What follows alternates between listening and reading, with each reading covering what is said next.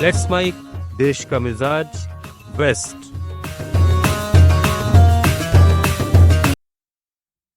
यह है let's mic more than radio और आप सुन रहे हैं पश्चिम भारत की खबरें। सुप्रीम कोर्ट ने आज नेशनल चंबल सेंचुरी में अवैध रेत खनन के मामले में सुनवाई के दौरान राजस्थान सरकार को कड़ी फटकार लगाई। अदालत ने कहा कि सिर्फ एफआईआर दर्ज करना काफी नहीं, अवैध खनन के सोर्स और इसके मास्टरमाइंड तक पहुंचना भी जरूरी है। अदालत ने हथियारबंद खनन माफिया का मुकाबला करने वाले वन कर्मियों की सुरक्षा को लेकर भी चिंता जताई। जस्टिस विक्रमनाथ और जस्टिस संदीप मेहता की बेंच ने राजस्थान सरकार से आदेशों के पालन में ढिलाई पर सवाल किए। एमिकस क्यूरी निखिल गोयल ने कोर्ट को बताया कि 2022 से निर्देश मौजूद हैं, लेकिन ज्यादातर खनन मंजूरियां पिछली सुनवाई के बाद दी गई हैं। राजस्थान के पूर्व मुख्यमंत्री अशोक गहलोत और नेता प्रतिपक्ष टीकाराम जूली ने विधायक रविंद्र सिंह भाटी के समर्थन में सोशल मीडिया एक्स पर पोस्ट कर भजनलाल सरकार पर सवाल उठाए हैं। गहलोत ने लिखा कि बाड़मेर में गिरल लिग्नाइट माइंस के मजदूरों का धरना और प्रदर्शन 38 दिन से जारी है। विधायक रविंद्र सिंह भाटी भी 15 दिन से इन मजदूरों के साथ बैठे हैं, लेकिन सरकार ने न तो कोई वार्ता की है और न प्रशासन ने ध्यान दिया है। इस उदासीनता के कारण वे मजदूरों के साथ कलेक्ट्रेट की ओर कूच करने और अपने ऊपर पेट्रोल छिड़कने तक के लिए मजबूर हुए। नेता प्रतिपक्ष टीकाराम जूली ने लिखा कि विधायक भाटी को बीजेपी सरकार की घोर लापरवाही और संवेदनहीनता के कारण ये कदम उठाना पड़ा। नीट यूजी 2026 परीक्षा के पेपर लीक होने के विवाद के बाद अब महाराष्ट्र पीईटी 2026 परीक्षा में भी गड़बड़ियों का मामला सामने आया है। 10वीं और 12वीं कक्षा में कम अंक प्राप्त करने वाले कई छात्रों को लेकर सवाल उठ रहे हैं, जिन्होंने सीईटी एंट्रेंस एग्जाम में असाधारण रूप से 100% अंक हासिल किए हैं। सीईटी परीक्षा महाराष्ट्र के इंजीनियरिंग और मेडिकल कॉलेजेस में प्रवेश के लिए आयोजित की जाती है। कांग्रेस के राष्ट्रीय सचिव सचिन सावंत ने आरोप लगाया कि सीईटी के परिणाम अनियमितताओं की ओर इशारा करते हैं।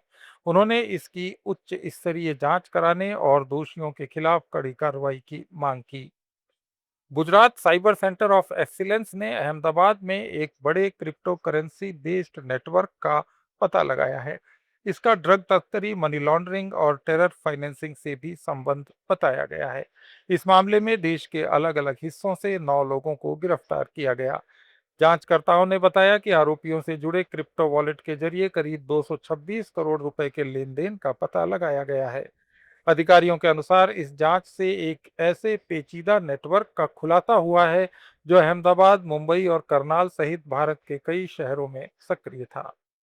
शिवसेना यूबीटी सांसद संजय राउत ने प्रधानमंत्री नरेंद्र मोदी द्वारा नॉर्वे में एक पत्रकार के सवाल का जवाब न दिए जाने पर कहा कि दुनिया के सबसे बड़े लोकतांत्रिक देश भारत के प्रधानमंत्री सवालों का जवाब देने से बच रहे हैं। उन्होंने कहा कि प्रधानमंत्री को दिल्ली, मुंबई, नीदरलैंड या नॉर्वे सभी जगह प्रेस कॉन्फ्रेंस करनी चाहिए। बात ऐसी है, हिल्लिंग ने जो कहा नॉर्वे में कि हिंदुस्तान अपने आप को सबसे बड़ा लोकतांत्रिक देश मानता है और सबसे बड़े लोकतांत्रिक देश का प्रधानमंत्री प्रेस कॉन्फ्रेंस नहीं, जब सामने आता है दूसरे देश के प्रधानमंत्री के साथ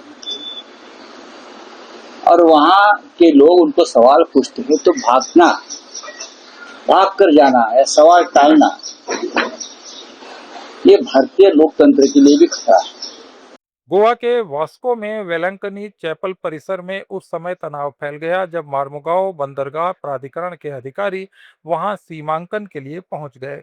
चैपल आने वाले श्रद्धालुओं और स्थानीय लोगों ने इसका कड़ा विरोध किया और पैरिश पादरी के साथ चैपल के पास जमा हो गए। महाराष्ट्र, गोवा, गुजरात, दमन और राजस्थान की ताज़ा खबरों के इस बुलेटिन को रोजाना सुनने के लिए डाउनलोड करें लेट्स माइक ऐप।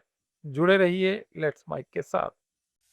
आप सुन रहे थे let's mic more than radio. Follow कीजिए हमें हमारे सोशल मीडिया प्लेटफॉर्म्स पर।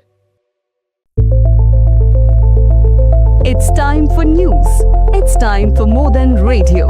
Presenting the first radio news app, Let's Mic.